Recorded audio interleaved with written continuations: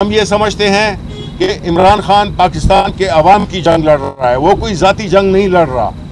और पाकिस्तान को जिन लोगों के हवाले कर दिया गया है वो इस मुल्क को की सालमियत के लिए ख़तरा हैं, वो नेशनल सिक्योरिटी थ्रेट बन चुके हैं हमारे मुल्क के लिए। हमने इनसे जान छुड़ानी है और हमने इलेक्शन का इनेकाद को यकीनी बनाना है। लेकिन हम ये देख रहे हैं कि मुख्तलिफ़ किस्म के आइन की भी धज्जियाँ उड़ाई जा रही हैं और कानून की भी। ये कैसे हो सकता है कि आइन में जो चीज़ बड़ी वाज़े लिखी हुई हो कि इलेक्शन कितने अरसे में करना है, अगर असेंबली डिसॉल्व हो तो 90 दिन के अंदर, उसमें यह नहीं लिखा हुआ कि आपके पास पैसे नहीं है तो क्या होगा, आपकी नीयत नहीं है तो क्या होगा।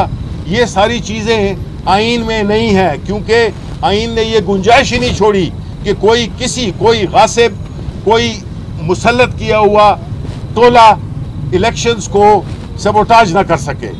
इसके पीछे विजडम था।